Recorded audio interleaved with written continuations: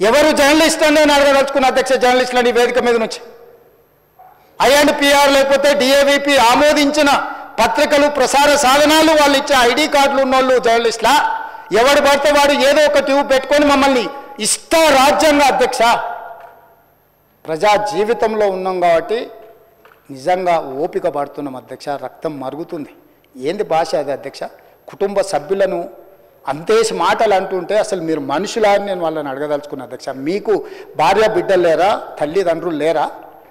మీ అమ్మనో నీ చెల్లినో నీ భార్యనో ఈ రకంగా మాట్లాడితే నువ్వు ఇంతవా అని నేను అడుగుతున్నా. ట్విట్టర్లో పెట్టినోని, అరెస్టును ఖండించినోని.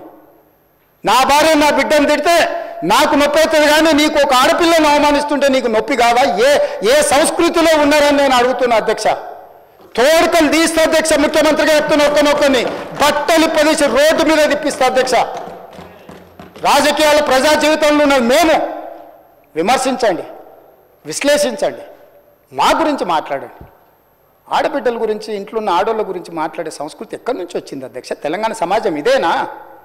లక్ష్మణ్ గారు, మరో అంశం. ఈరోజు ఎవరైతే తెలంగాణ ముఖ్యమంత్రి రేవంత్ రెడ్డి గారు మా సభలో అసెంబ్లీలో మాట్లాడుతూ అప్పుల మీద మాట్లాడారు, చాలా సుదీర్ఘమైన ప్రసంగం చేశారు. దానిలో భాగంగానే ఆయన జర్నలిస్టుల గురించి కూడా మాట్లాడారు సార్. ఆయన ఏం చెప్తారంటే, జర్నలిస్టుల ముసుగులో అసాంఘిక కార్యక్రమాలకు పాల్పడుతున్నారు, జర్నలిస్టులకి విధి విధానాలు మేము రూపొందిస్తాం, అవసరమైతే ప్రత్యేక చట్టాలు తీసుకొస్తాం అని చెప్పి మాట్లాడుతున్నారు. అంటే ఏదైతే ప్రభుత్వంకి సంబంధించో ఏదైనా జరుగుతుందనో, లేకపోతే మీడియాలోనో లేకపోతే సోషల్ మీడియాలోనో ఒక పోస్ట్ పెట్టడమో ఇలాంటిది ఏమైనా చేస్తే ఇలాగా విధి విధానాలు అంటూ చట్టాలు తీసుకురావడం అనేది, ఈ అంశాన్ని మీరు ఎలా చూస్తారు? చట్టం అంటే చట్టం చేయలేడు, కానీ ఒక ప్రత్యేకమైన జీవో అయితే తీసుకురావచ్చు. గతంలో ఆంధ్రప్రదేశ్ ప్రభుత్వం కూడా అలాంటి జీవో తీసుకొచ్చింది. ఎక్కడైనా కూడా అంటే అబద్ధాలు రాసినా, లేని సృష్టించి రాసినా కూడా వాళ్ళ మీద చర్యలు తీసుకోవచ్చు అని. అది పవర్ అనేది ఎవరికి ఇచ్చారంటే, ఏ డిపార్ట్మెంట్లో హెడ్ ఎవరైతే ఉంటారో వాళ్ళే తీసుకోవచ్చు అని చెప్పి ఒక జీవో ఇచ్చారు. సరే, దాని మీద అది మళ్ళీ ఆ జీవో మీద వ్యతిరేకత రావడంతో అది పక్కన పెట్టారు అనుకోండి. అంటే అది జగన్మోహన్ రెడ్డి గారు తీసుకొచ్చినటువంటి జీవో. మామూలుగా ఏంటంటే, ఏదైనా తప్పుడు వార్త రాసినా, లేకపోతే గనక ఆధారాలు లేని ఆరోపణలు చేస్తూ వార్తలు వచ్చినా కూడా వాటి మీద చర్యలు తీసుకునేదానికి చట్టాలు ఉన్నాయి. కొత్తగా చట్టం రాక్కర్లేదు. కొత్తగా రావాల్సింది ఏంటంటే సోషల్ మీడియా మీద. అది మళ్ళీ చెప్తాను. అవును, చట్టాలు ఇప్పుడు ఏమున్నాయి అంటే, ఇప్పుడు జర్నలిస్టు అనే ఆయనకు ప్రత్యేక హక్కులంటూ ఏం లేవు. ఉన్న చట్టంలో, రాజ్యాంగంలో కల్పించింది ఏంటంటే 19(1)A. 19(1)A ఏంటంటే భావ స్వేచ్ఛ ప్రకటనకు అందరికీ ఉంది. సామాన్య పౌరులకు ఉన్నట్టే మనకు జర్నలిస్టులు కూడా ఉంది. అందువల్ల ఏంటి, భావ వ్యక్తీకరణ నేను చేసేటప్పుడు, అంటే రాయడం కానీ మాట్లాడడం కానీ, భావ వ్యక్తీకరణ అంటే రెండు వస్తాయి. రెండు వచ్చినప్పుడు ఏంటంటే, ఈ శృతి మించి కొన్ని లేనివి కల్పించి వార్తలు తయారు చేస్తున్నారు అనేటువంటిది వచ్చినప్పుడు, భారత రాజ్యాంగం ప్రకారం ఏంటంటే ప్రెస్ కౌన్సిల్ ఆఫ్ ఇండియాని ఏర్పాటు చేశారు. అది ఓన్లీ ప్రింట్ మీడియాకే వర్తిస్తుంది. అప్పుడు ఎలక్ట్రానిక్ మీడియా లేదు కాబట్టి ఓన్లీ. సో ఈ ప్రెస్ కౌన్సిల్ ఆఫ్ ఇండియాలో సుప్రీంకోర్టు జడ్జి కానీ, రిటైర్డ్ జడ్జి కానీ చైర్మన్గా ఉంటూ, జర్నలిస్టులు 4-5 దాంట్లో మెంబర్స్గా ఉంటూ, అలాగే పత్రికల ఓనర్లు కూడా మెంబర్స్గా ఉంటూ, అలాగే న్యాయవాది కూడా అందులో బార్ కౌన్సిల్ నుంచి కూడా మెంబర్గా ఉంటూ, ఏదైనా వార్త అలా రాస్తే గనక దాని మీద కేసు బుక్ చేసి, ఏదైతే రెగ్యులర్ కోర్టులో ఎలా విచారణ జరుగుతుందో అలా విచారణ చేసి దాని మీద పనిష్మెంట్లు ఇచ్చడానికి అవకాశం ఉంది. అవసరమైతే ఆ పత్రిక యొక్క టైటిల్ను కూడా రద్దు చేయొచ్చు, అంత పవర్ ఉంది. అలాగే ఏంటంటే, వాళ్ళకి తీసుకునేటువంటి నిర్ణయం మీద, అంటే తీర్పు ఇచ్చిన తర్వాత అప్పీల్ లేదు. ఇంకా అది సుప్రీంకోర్టు లాగానే. సుప్రీంకోర్టులో జడ్జిమెంట్ ఇచ్చే అప్పీల్ ఎక్కడ ఉంటుంది? ఇంకా అట్లనే ఇది కూడా తీర్పిస్తే అప్పీల్ ఉండదు, దీని మీద కోర్టు పోవడానికి ఉండదు. అందువల్ల ఏంది ప్రెస్ కౌన్సిల్ ఆఫ్ ఇండియా ఏం చేసిందంటే కొన్ని గైడ్ లైన్స్ కూడా ఇచ్చింది. జర్నలిస్టులు అంటే ఇలా ఉండాలి, ఇలా వ్యవహరించాలి, ఏదైనా ఒక సమాచారం ఉన్నప్పుడు మీ దగ్గర ఆధారాలు ఉండాలి, అలాగే ఎవరి మీద అయితే ఆరోపణలు వస్తాయో వాళ్ళ దగ్గరికి వెళ్ళి వాళ్ళ సమాచారాన్ని వాళ్ళు చెప్పేది కూడా విని అందులో రాయాలి, ఇట్లాంటివి గైడ్ లైన్స్ ఇచ్చారు. ఓకే, అవి ఫాలో అవుతున్నారు. ఇప్పుడు ఎవరన్నా వైలేట్ అయితే ప్రెస్ కౌన్సిల్ ఆఫ్ ఇండియాలో కంప్లైంట్ చేయొచ్చు, విచారణ జరుగుతుంది అక్కడ. అది ఒక పార్ట్. ఇప్పుడు ఏమైందంటే ఎలక్ట్రానిక్ మీడియా వచ్చిన తర్వాత ప్రెస్ కౌన్సిల్ ఆఫ్ ఇండియాను మీడియా కౌన్సిల్ గా మార్చమని ఒక ప్రతిపాదన పెట్టారు.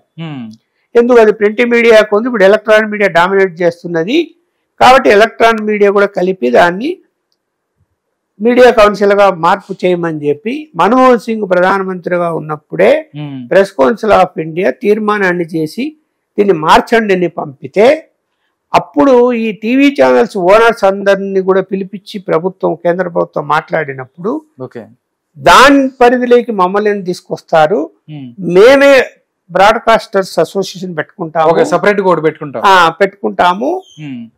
మేమే విచారణ చేస్తాము, ఏవైనా అలాంటివి వస్తే గనక మేమే చర్యలు తీసుకుంటాము అని చెప్పి వాళ్ళు చెప్పడంతో అది ఆగిపోయింది.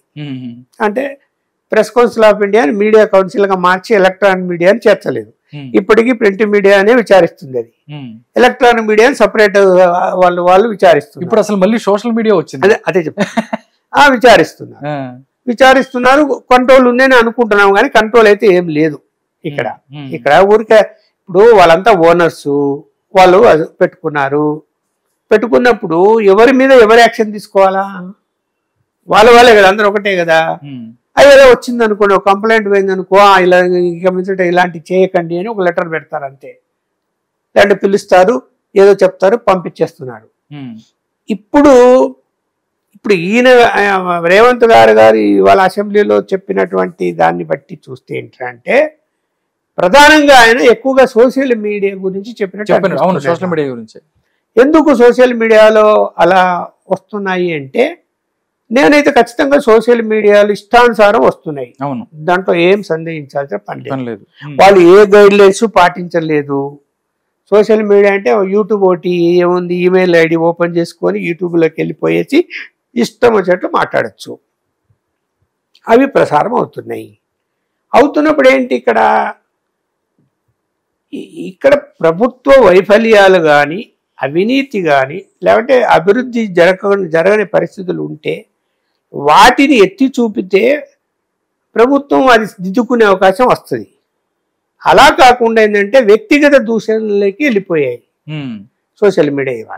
వెళ్ళిపోయి ఆయన ఈ రోజు మాట్లాడుతూ కూడా నా కుటుంబాన్ని తిట్టారు, నా కుటుంబాన్ని ఏదైతే వెళ్ళిపోయి ఏం చేస్తున్నారంటే ఇంట్లో ఆడపిల్లల్ని అందరి మీద క్రియేట్ చేసేసి, ఇప్పుడు చూడండి ఎవరో మన 2 మహిళలను అరెస్ట్ చేశారు సోషల్ మీడియాకి సంబంధించి.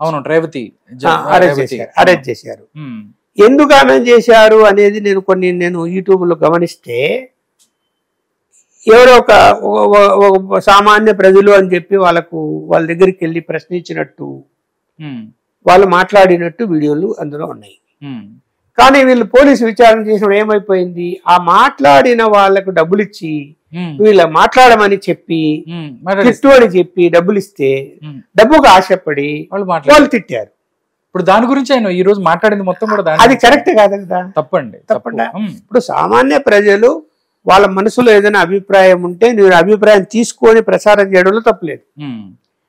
వాళ్ళకి ఏముంటాయి, ఒకవేళ వాళ్ళకి ఏదైనా రేషన్ బియ్యం రాలేదు, లేకపోతే కనుక మా కుళాయి నీళ్ళు లేవు, మా కుళాయిలు లేవు, వాటర్ లేదు, లేకపోతే ధరలు పెరిగిపోయాయి, ఇల్లు లేదు, పిల్లలు చదివించాలంటే స్కూల్ లేదు, ఇట్లాంటి వాళ్ళు సహజంగా చెప్తారు. లేదా ఉపాధి దొరకకపోతే మాకు కూలి పనులు దొరకటం లేదని చెప్పుకుంటారు సామాన్య ప్రజలు, వాళ్ళ సమస్యలు చెప్పుకుంటారు. అంతేగాని బండబూతులు తిడతారు ఎక్కడన్నా? తిట్టరు కదా. ఎప్పుడు తిడతారు అంటే, ఎవరైనా రాజకీయ నాయకులు, ఒక పార్టీ అని కాదు ఏ పార్టీ వాళ్ళైనా, వాళ్ళ యొక్క సొంత విషయాల జోలికి వెళ్ళి వాళ్ళ ఆస్తులు పీకేసుకోవడమో, వాళ్ళ భూములు తీసుకోవడమో, లేదంటే వాళ్ళు ఏడిపించడమో, వాళ్ళ దగ్గర డబ్బులు లాక్కొని వెళ్ళిపోవడమో, ఇలాంటివి చేసినప్పుడు వాళ్ళు తిడతారు. అలాంటి వాళ్ళు తిడతారు. ఇప్పుడు హైడ్రాకి సంబంధించి అదే కదా సార్, తిడతారు. వాళ్ళ పాపం వాళ్ళు ఇల్లు తీసేస్తే తిడతారు. అంతేగాని ఊరికి ఎందుకు తిడతారండి? నువ్వు మైకి పెడతాను తిట్టేస్తారా?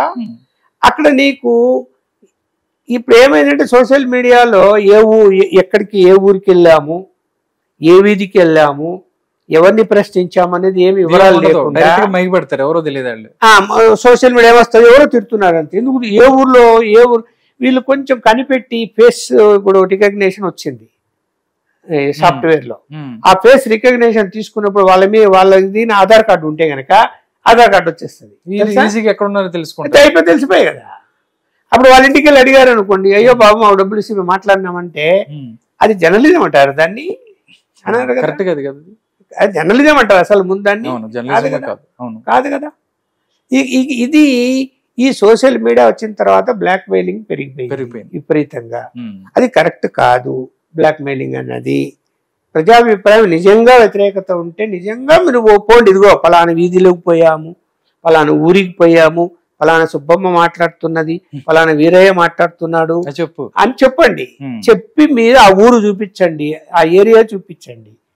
అప్పుడు అది ఓహో నిజమే ప్రజాభిప్రాయం ఎందుకు చెప్తున్నారు అనుకుంటారు. రెండోది ప్రజలు అట్లా ఎందుకు తింటారండి? అంత దారుణంగా తింటారు ఎక్కడన్నా అంత ఈజీగా ఊరికనే?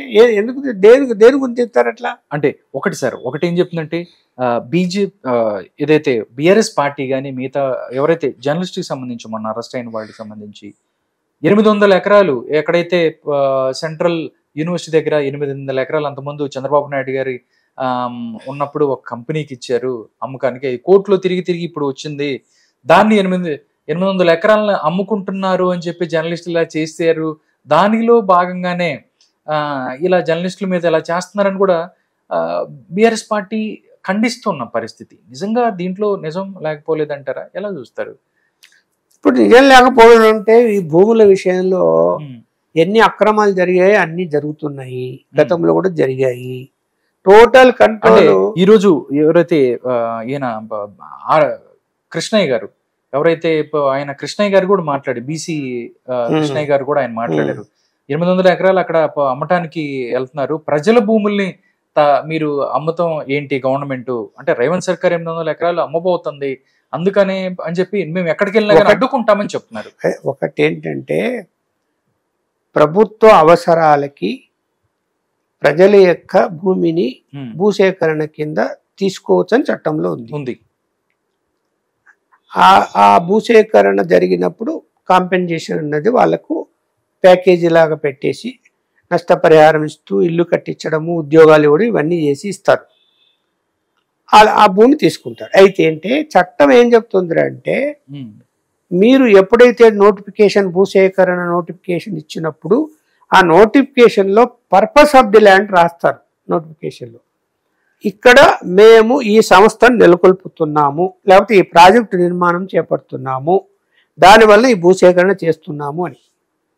చట్టం ఏం చెబుతుందంటే ఏ పర్పస్ కోసం అయితే నువ్వు దాన్ని సేకరించావో అది ల్యాండ్ ఆ పర్పస్కే ఉపయోగించాలి, వేరే దానికి మార్చకూడదు. చట్టం క్లియర్గా ఉంది. ఉండవు, అలాగే అమ్మకూడదు కూడా. ఇప్పుడు సుప్రీంకోర్టు అనేక జడ్జిమెంట్లు ఇచ్చింది దాని మీద. ప్రజల నుంచి సేకరించినటువంటి భూములను మీరు దేనికోసమైతే వినియోగించాలని తీసుకున్నారో దానికే వినియోగించాలా. ఒకవేళ అలా రద్దయితే అది చేయలేని పరిస్థితి వచ్చి వద్దనుకుంటే ఆ భూములు తిరిగి ప్రజలకు వాపస్ చేయాలి అని ఉంది అని చెప్పింది సుప్రీంకోర్టు. ఒకవేళ వాపస్ చేయలేని పరిస్థితి వచ్చి మీరు వేరే పర్పస్ వాడుకుంటాము అంటే ఇవాళ ఏ మార్కెట్ రేటు ఉందో ఆ రేటు వాళ్ళకి ఇవ్వాలి. ఎవరైతే భూములు మీకు ఇచ్చి ఉన్నారో వాళ్ళకి ఇప్పుడు ఆ డబ్బు కట్టాలి. ఇవన్నీ వైలేట్ చేస్తే వీళ్ళు సుప్రీంకోర్టు ఆర్డర్లు కూడా ఈ ప్రైవేట్ కంపెనీలతో కుమ్మక్కైపోయి ఈ భూసేకరణ చేసినటువంటి పర్పస్ పక్కన పెట్టేసి ఆ కంపెనీలతో పర్సెంటేజ్ తీసుకొని వాళ్ళకు ల్యాండ్లు ఇచ్చేస్తున్నారు, తక్కువ రేట్లకు ఇచ్చేస్తారు. అవును, ఇది గత ప్రభుత్వంలో జరిగింది, ఈ ప్రభుత్వంలో కూడా జరుగుతుంది, ఇంకా వేరే ప్రభుత్వం మళ్ళీ జరుగుతుంది. ఇది ఏమైపోయిందంటే అలా రాజకీయ నాయకులు కంపెనీల నుంచి వాళ్ళు ఖచ్చితంగా ముడుపులు ఆశిస్తున్నారు, దానివల్ల వాళ్ళకు ఫేవర్గా చేస్తున్నారు. అది కోర్టుకు పోవాలి. ఇప్పుడు ఆర్ కృష్ణయ్య మాట్లాడుతున్నాడుగా, ఎవరన్నా మాట్లాడిని ఆర్ కృష్ణయ్య కోర్టులో కేసు ఎందుకు వేయకూడదండి? వాళ్ళ తరపున వేయచ్చు సుప్రీంకోర్టులో కేసు అయితే వెంటనే ఆపేస్తుంది. పార్లమెంట్ లో మాట్లాడతానని కూడా పార్లమెంట్ ఏం చేస్తుంది? రాష్ట్ర ప్రభుత్వ కంట్రోల్లో ఉంది. పార్లమెంట్ ఏం చేస్తుంది? సుప్రీంకోర్టే దానికి జవాబు చెప్తుంది. సుప్రీంకోర్టులోనే వేయాలి.